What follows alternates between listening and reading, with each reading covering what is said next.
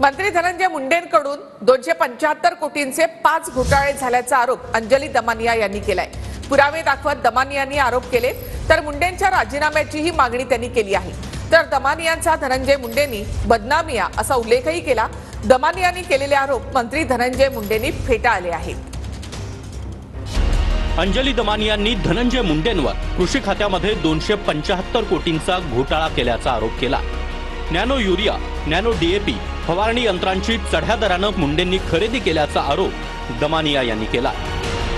92 रुपयाला ही बॉटल तुम्हाला एक सिंगल बॉटल घेतली तरी मिळते, पण आपले माननीय कृषी मंत्री यांनी 19,68,408 बॉटल्स या 220 रुपयांनी घेतल्या, म्हणजे दुपटीपेक्षा जास्त किमतीने त्यांनी या बॉटल्स घेतल्या। नॅनोची किंमत ही आजही तुम्ही काढा, माझं चॅलेंज आहे, काश्मीर पासून ते कन्याकुमारी पर्यंत एकच आहे।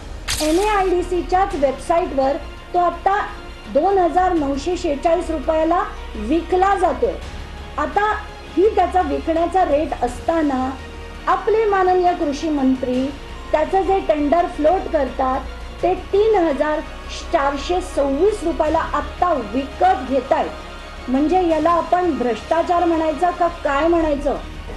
जे आरोप केले त्याबाबत माझं पहिलं आणि स्पष्ट मत आहे की हे पुन्हा एकदा एक त्यांच्या स्वभावाप्रमाणे सनसनाटी निर्माण करणं आणि धादांत खोटे आरोप करणं, याच्या पलीकडे दुसरं याच्यात काहीही नाही आहे। टेंडर काढण्यासाठी बॅकडेटेड पत्र मुंडेंनी दिल्याचा आरोप देखील दमानियांनी केला।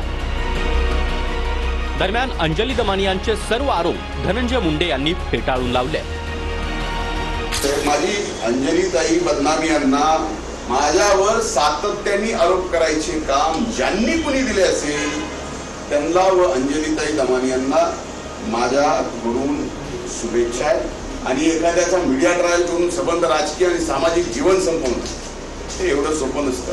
खरं तर त्यांनी पुराव्या असं म्हटलं असतं तर ठीक आहे, पण बदनाम लोकांना जर त्यांचे पुरावे मी देत असेल तर मला कुठलंही नाव चालेल। एक पुरावे बाहेर काढून खरं कसं आहे आणि तुम्हाला तुमची जागा दाखवणार। मला दमानियांच्या कामाबद्दल आदर आहे, दमानिया जे काम करतायत त्यांना शुभेच्छा आहेत, मात्र दमानियांनी काम करताना अशी एखादी वक्तव्य करू नयेत की ज्यामुळे संतोष देशमुख साहेबांच्या हत्येच्या मारेकऱ्यांना शिक्षा मिळण्यासाठी जे काही सुरू आहे त्याच्यावरचा फोकस हलता कामा नये।